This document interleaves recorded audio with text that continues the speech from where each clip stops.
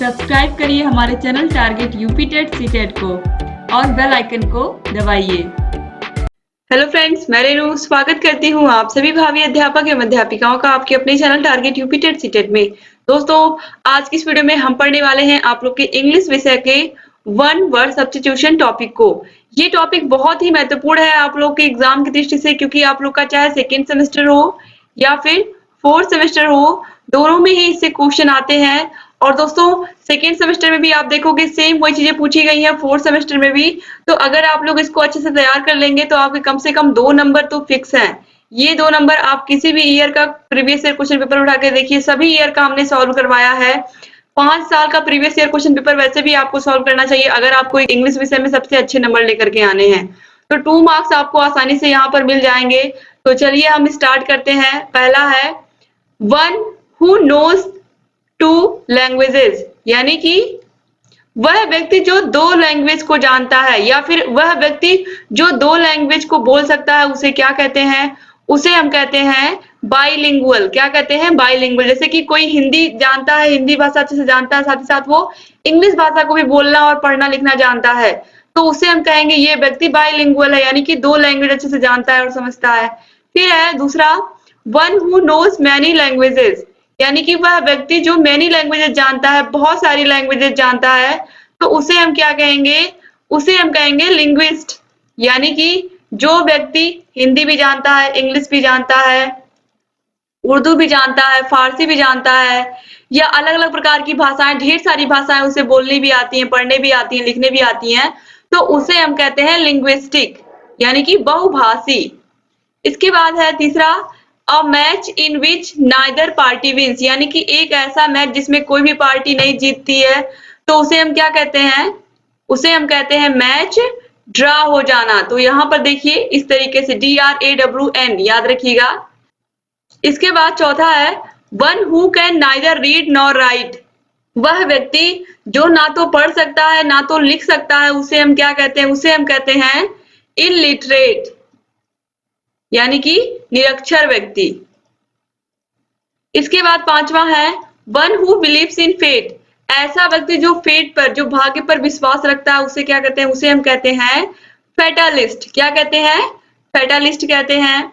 इसके बाद छठवां है a government of the people, by the people and for the people. आपको पता है इसका मीनिंग क्या है? जनता का, जनता के द्वारा जनता के लिए शासन ही क्या होता है? लोकतंत्र होता है, जिसे हम क्या कहते हैं इंग्लिश में? डेमोक्रेसी। और ये किसने कहा था? ये कहा था अब्राहम लिंकन ने। इसके बाद 7 नंबर है अ फ्लैश ईटिंग एनिमल, यानी कि वो एनिमल जो मांस खाते हैं, जो मांसाहारी होते हैं, उन्हें हम क्या कहते हैं? उन्हें हम कहते हैं कार्निवोरस। ये पूछा हुआ है। इसके बाद है अ ग्रास ईटिंग एनिमल, ऐसे एनिमल जो ग्रास खाते हैं, जो घास खाते हैं, जैसे कि बकरी हुई, तो इन्हें हम कहते हैं हर्बीवोरस। हर्बीवोरस भी पूछा हुआ है आपके एग्जाम में, तो ये याद रखिएगा आप लोग कि मांस खाने वाले जानवरों को क्या कहते हैं? कार्निवोरस, और ग्रास खाने वाले, घास खाने वाले एनिमल्स को क्या कहते हैं? हर्बीवोरस। इसके बाद 9वां है विच इज अगेंस्ट लॉ, यानी कि जो संविधान के खिलाफ हो, उसे हम क्या कहते हैं? असंवैधानिक या इल्लीगल। क्या कहते हैं? हम उसे इल्लीगल कहते हैं। और जो संविधान के अगेंस्ट ना होकर के संविधान के समर्थन में हो या संविधान के अनुसार हो, उसे हम क्या कहेंगे? लीगल कहेंगे। इसके बाद यहाँ पर 10वां देखिए murder of a human being, एक ह्यूमन बीइंग की हत्या को क्या कहते हैं? हम होमिसाइड कहते हैं। मर्डर ऑफ सेल्फ, खुद की हत्या को सुसाइड कहते हैं, आपको पता है, आत्महत्या। Murder of mother, matricide. Murder of father, patricide. इसके बाद मर्डर ऑफ किंग, रेजिसाइड। इस तरीके से आप देखिए बहुत ही आसान है इसको याद करना। आगे बढ़ेंगे हम। 15 है a life history of a man written by himself, एक व्यक्ति की पूरी जीवन यात्रा उसने अगर खुद लिखी है, यानी कि किसी ने अपनी आत्मकथा अगर खुद लिखी है, तो उसे हम कहते हैं ऑटोबायोग्राफी। अगर किसी व्यक्ति ने अपने जीवन में जो घटनाएं हुई हैं उसे खुद लिखा है, तो ये ऑटोबायोग्राफी हुआ। और यहाँ पर देखिए a life history of a man written by someone else, किसी व्यक्ति की पूरी जीवन कथा किसी और ने अगर लिखी है तो वो होता है बायोग्राफी। तो आप देखिए बायोग्राफी अगर किसी और ने लिखा है आपके जीवन के बारे में तो वो बायोग्राफी हुआ, लेकिन अगर आपने खुद लिखा है तो वो ऑटोबायोग्राफी हुआ। तो आप इसको याद रख सकते हैं, बहुत ही आसान है याद रखना। फिर है 17वां, article send from one country to another. मतलब कि अगर कोई सामान आपके देश में अधिक, जैसे आपके देश में मान लीजिए गेहूं का उत्पादन अधिक है तो आप इसको किसी और देश में भेज रहे हो, मान लो श्रीलंका में भेज रहे हो या किसी और देश में भेज रहे हो जहां इसकी जरूरत है। तो अपने यहाँ के सामान अगर आपके पास अधिक है, आप किसी देश को उसको भेज रहे हो तो उसे कहेंगे हम एक्सपोर्ट कर रहे हैं। क्या कर रहे हैं? उस चीज का एक्सपोर्ट कर रहे हैं। और अगर हम मंगा रहे हैं तो वो हो जाएगा इंपोर्ट करना। अगर कोई चीज हम बाहर से मंगा रहे हैं तो वो आयात हो जाएगा, और अगर हम बाहर भेज रहे हैं तो वो हो जाएगा एक्सपोर्ट यानी कि निर्यात। इसके बाद 18वां है, a government of the people, by the people and for the people. इसे डेमोक्रेसी कहते हैं, ये अभी आपने देखा है। इसके बाद 19वां है, अ study of the animals. Animals की स्टडी को क्या कहते हैं? जानवरों की स्टडी को हम कहते हैं जूलॉजी। इसके बाद 20 है, स्टडी ऑफ बर्ड्स। इसे हम कहते हैं ऑर्निथोलॉजी। फिर है one who speaks on behalf of others. आपको पता है कि जो बड़े बड़े पर्सनालिटीज होती हैं जिनके पास खुद स्पीच देने का समय नहीं होता है तो उनके बिहाफ में कोई ना कोई बोलता है।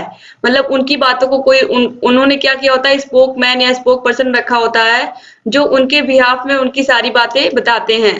तो इन्हें हम क्या कहते हैं? इन्हें हम कहते हैं स्पोक्समैन, यानी कि कोई और बोलता है आपके बिहाफ में, आपके बारे में, आपके विषय में, क्योंकि आपके पास समय नहीं है तो कोई और बोलता है। तो इस तरीके से one who speaks on behalf of others, यानी कि वह व्यक्ति जो दूसरे के बिहाफ में बोलता है तो उसे हम कहते हैं स्पोकमैन या स्पोक पर्सन।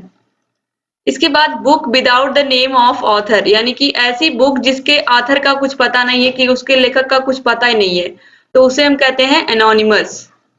इसके बाद है the science of vegetable life. क्या इसे क्या कहते हैं? बॉटनी कहते हैं, आपको पता है, वनस्पति विज्ञान।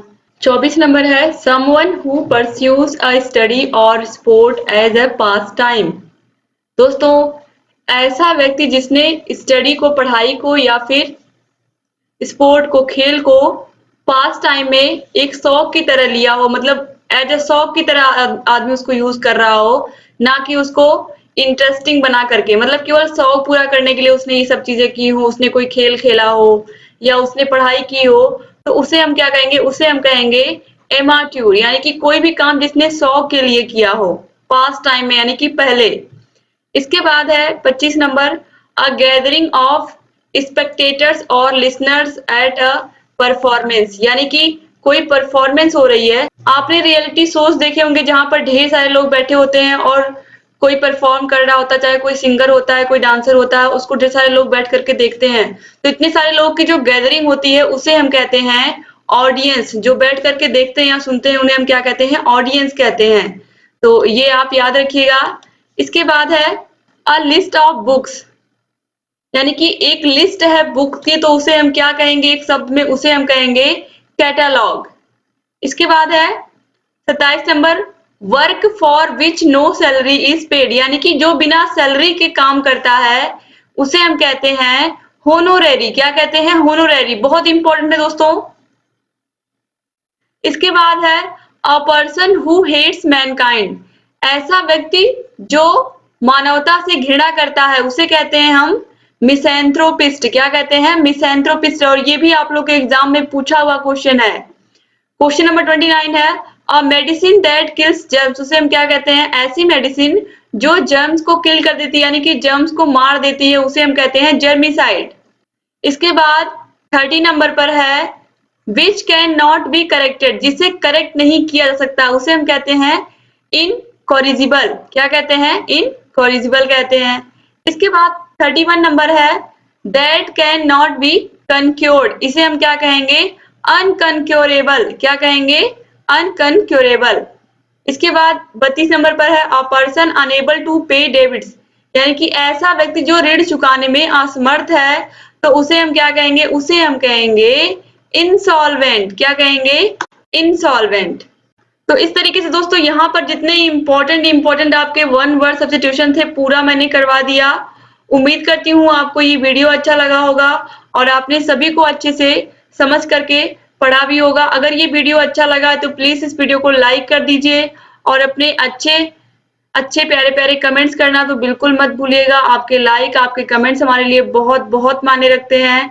और दोस्तों, अगर अभी तक आपने इस वीडियो को शेयर नहीं किया है तो प्लीज अपने फ्रेंड्स को भी शेयर कर दीजिए, अपने कॉलेज के ग्रुप में, जहां पर भी आपको लगे इस वीडियो की जरूरत है वहां पर प्लीज इस वीडियो को शेयर करना ना भूलें। अपने सभी फ्रेंड्स के व्हाट्सएप ग्रुप में, कॉलेज के ग्रुप में शेयर करना बिल्कुल ना भूलें दोस्तों।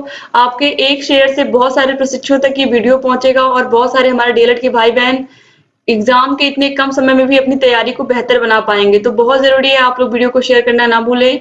और दोस्तों, ऐसे ही हमारे चैनल से बने रहिए। आप लोगों को अच्छे से पता है हमने ऐसी वीडियोस भी बना दी हैं कि एक ही वीडियो में आप अपने पूरे पूरे के पूरे सिलेबस को कवर कर सकते हो। आपका फर्स्ट पेपर वर्तमान भारतीय समाज एवं प्रारंभिक शिक्षा एक ही वीडियो में खत्म कर दिया है पूरा।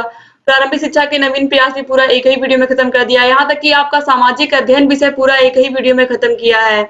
और आप लोग के साइंस विषय को भी पूरा एक ही वीडियो में खत्म किया। वो वीडियोस आप लोग के लिए रामबाण है। अगर आप लोग अच्छे से उन वीडियोस को पढ़ लेते हैं तो आप लोग की तैयारी बहुत बहुत अच्छी हो जाएगी एग्जाम के लिए। आपको जैसा कि पता है ये पूरा राजन सीरीज कंप्लीट कराया हमने, पूरा पवन सीरीज कंप्लीट करा दिया है आप लोगों को पढ़ा करके। और आप लोग के हर एक विषय का हमने पिछले 5 साल का 5 ईयर का क्वेश्चन पेपर भी सॉल्व करवा दिया है प्रीवियस ईयर। तो अगर आप इतना पढ़ करके एग्जाम में चले जाते हैं जितना हमने पढ़ा दिया है तो आपकी तैयारी बहुत बहुत अच्छी हो जाएगी और आप सभी विषयों को बहुत अच्छे से समझ करके एग्जाम में जाएंगे। तो इसलिए दोस्तों बहुत जरूरी है कि आप लोग अच्छे से सारे विषयों को पढ़ लीजिए अगर आपको बहुत बहुत अच्छे नंबर लाने हैं अपने सेकेंड सेमेस्टर में और फोर्थ सेमेस्टर में। यहाँ पर आपको आई बटन मिल जाएगा। आई बटन पर आप जैसे ही क्लिक करोगे, अब तक हमने जितनी भी वीडियोस बनाई हैं आप लोग के सेमेस्टर की, आपको सभी विषयों की लिंक यहाँ से मिल जाएगी। डिस्क्रिप्शन बॉक्स और कमेंट बॉक्स में भी आपको सभी विषयों की लिंक मैं दे देती हूँ और सभी विषयों को अच्छे से देख करके समझ सकते हैं आप। हर एक विषय के हर एक वीडियो को कभी भी कहीं भी देख सकते हैं और जहाँ कहीं भी कोई भी डाउट है हमसे पूछ सकते हैं। तो एक बार फिर से आप सभी का बहुत बहुत धन्यवाद दोस्तों। मिलते हैं नेक्स्ट वीडियो में। तब तक अपना ख्याल रखिएगा, अपने परिवार का ख्याल रखिएगा और ऐसे ही हमारे चैनल से बने रहिएगा। जय हिंद दोस्तों।